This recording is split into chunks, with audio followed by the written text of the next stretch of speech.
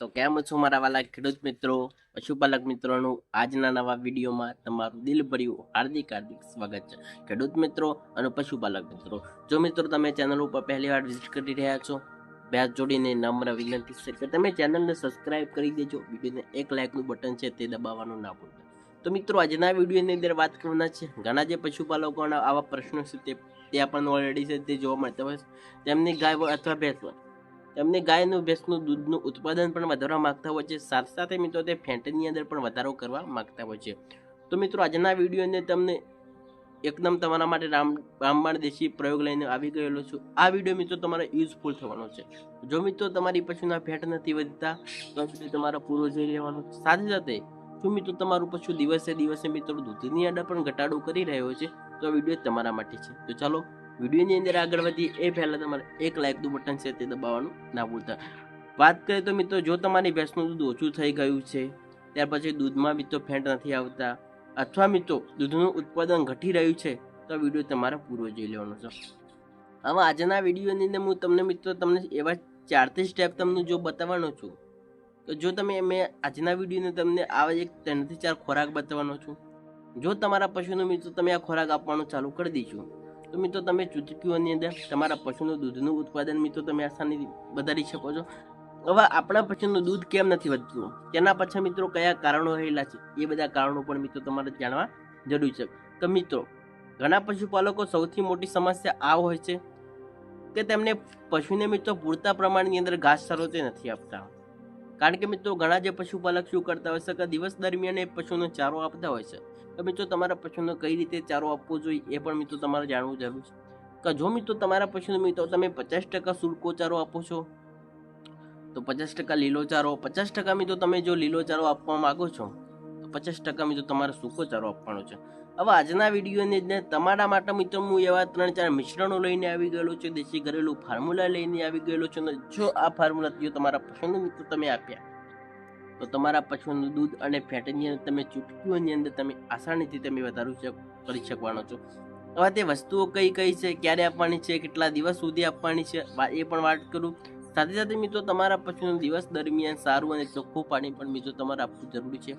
તો પશુને સૌથી વધારે મિત્રો દૂધ અને ફેટ બનાવવા માટે મિત્રો પાણીની જરૂર પડતી હોય છે.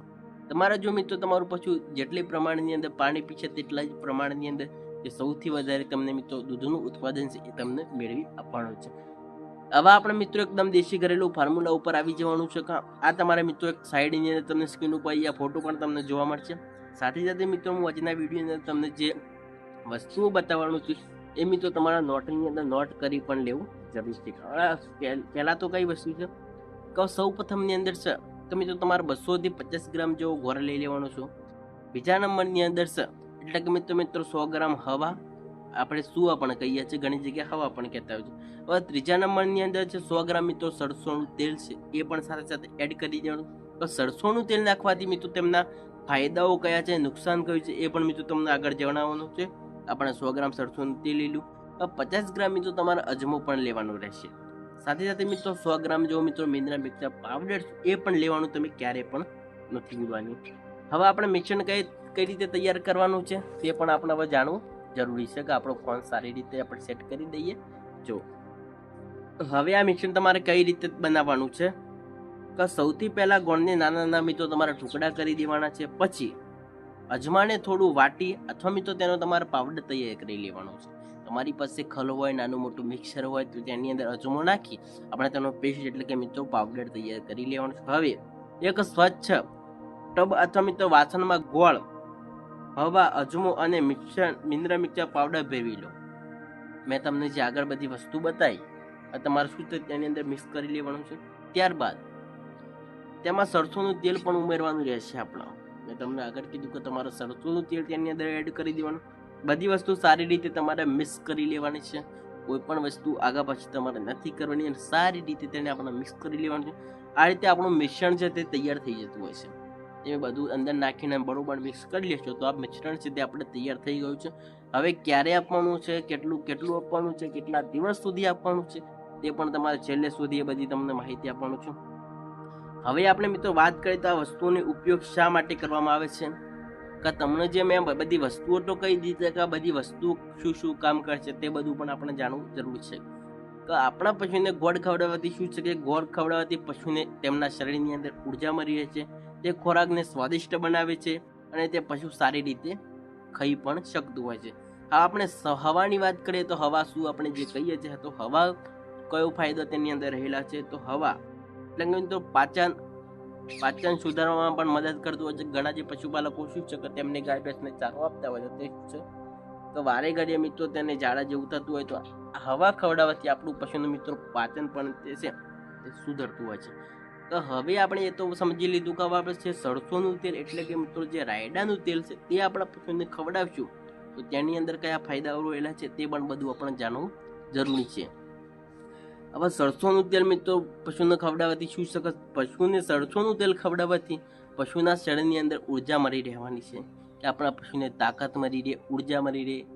ઘણા જે પશુ શું છે નબળાઈની અંદર આપણને જોવા મળતા હોય છે કે અજમો પશુના શરીરને ઉર્જા આપતું હોય છે. હવે અજમો ખવડાવવાથી કયા ફાયદાઓ રહેલા છે? અજમો પાચન માટે ખૂબ જ ઉપયોગી માનવામાં આવે છે. ગેસ, અપચા, ત્યાર પછી મિત્રો આફળામાં ચડ્યો હોય તેમાં પણ મિત્રો રાહત આપી શકતું હોય છે. અને મિનરલ મિક્સરની અંદર કેટલા ફાયદાઓ રહેલા છે વહાલા મિત્રો, મિનરલ મિક્સરની પાવડરની અંદર હજારો ફાયદાઓ રહેલા છે. એ ફાયદાઓ જો મિત્રો તમને ગણાવવા બેસું તો વિડીયો આપણો ઘણો બધો લાંબો પણ થઈ શકતો હોય છે, એટલે કે મિત્રો તમને શોર્ટની અંદર જ વાત કરવાની છે. હવે મિનરલ મિક્સર પાવડરની અંદર મિત્રો તે કેલ્શિયમ, ફોસ્ફરસ અને અન્ય જરૂરી તત્વો તેની અંદર રહેલા છે. મિનરલ મિક્સર પાવડરની અંદર મારા વહાલા મિત્રો હજારો તેની અંદર શું છે તત્વો રહેલા છે. તમારું પશુ ગાભણ નથી થતું, ફેંટ નથી વધતા, દૂધ નથી વધતું, પશુની સારી રીતે મેલી નથી પડતી, વિવાણની અંદર તકલીફો પડી રહી છે, વિવાણ પછી પણ તકલીફો પડી રહે છે, એ મિનરલ મિક્સર તમારા પશુનું જો તમે પાવડર ખવડાવશો તો બધી આ તકલીફો મિનરલ મિક્સર પાવડર હંમેશા માટે દૂર કરી દેતું હોય છે. તો મિત્રો માત્ર મિશ્રણ ખવડાવવાથી જ પશુનું દૂધ વધી જતું હોય છે? ના, ગલત છે.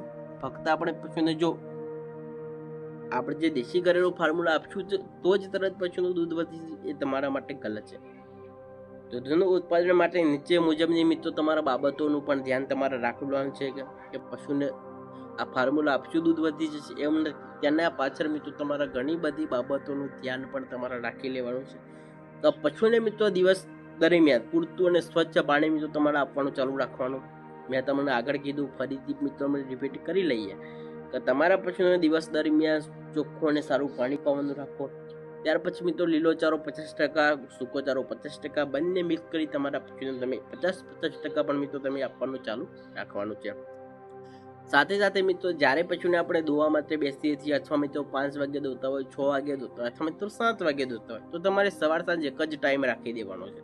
ઘણા જે પશુપાલક શું કરતા હોય, સવારે મિત્રો 5 વાગે તેનું મિલ્કિંગ કરતા હોય તો સાંજે પાછું મિત્રો 6 વાગે મિલ્કિંગ કરતા હોય. આ રીતે મિત્રો તમારે ક્યારેય પણ ભૂલો નથી કરવાની. તમારા પશુનો મિલ્કિંગનો ટાઈમ એક જ સરખો રાખશો, તેનાથી સાથે મિત્રો તમને દૂધની ઉત્પાદનમાં પણ તમને વધારો મળશે.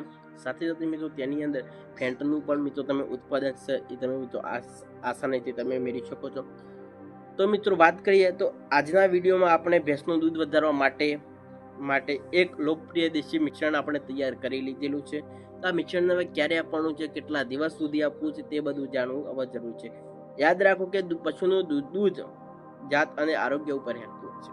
ઘણા જે પશુપાલક શું કરતા હોય છે કે અમારી ગાય અથવા ભેંસને મેં મોગા ફોર્મ્યુલા આપ્યા, મોગા પશુ આહાર આપ્યા, છતાં પણ અમારી પશુ દૂધ નથી વધારી રહ્યું.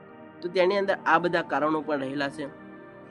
સારી ઓલાદનું ગાય અથવા ભેંસ હશે, સારી ઓલાદનું પાડી ગાય ભેંસ હશે તો તેનું દૂધ આપણને સારી રીતે મળી રહેવાનું છે. કે મીડિયમ ઓલાદનું ગાય અથવા ભેંસ પશુ હશે તો તે ઓછું દૂધ આપવું હશે. આપણા ઓલાદની અંદર પણ મિત્રો ડિફરન્સ પણ જોવા મળતો હોય છે. તો આ મિશ્રણને કઈ રીતે આપવાનું છે તે પણ તમારે જાણવું જરૂરી છે કે તમારા પશુનો તમે જે ખાણદાણ જે પશુ આહાર આપો છો તેની અંદર પણ જો મિત્રો તમે મિક્સ કરી તમારા પશુને તમે આપવાનું ચાલુ કરી દેશો, 10 થી 15 દિવસ સુધી મિત્રો તમે દિવસમાં એકવાર આપો. સવારે આપવા માંગો તો સવારે આપો, સાંજે આપો તો સાંજે પણ તમે આપી શકો છો. ચાલો આજના વિડીયોની અંદર બસ આટલું જ. ફરી મળીશું નવા વિડીયોમાં નવા એક સરસ ટોપિક સાથે. આજનો વિડીયો તમને કેવો લાગ્યો સારો લાગ્યો હોય તો ફટાફટ લાઇકનું બટન દબાવો, ચેનલને હજુ સુધી પણ તમે સબસ્ક્રાઇબ નથી કરી તો જલ્દીથી જાઓ, ચેનલને સબસ્ક્રાઇબ કરો અને આ વિડીયોને તમે શેર કરવાનું ના ભૂલતા. ચાલો રજા આપશો, ધન્યવાદ.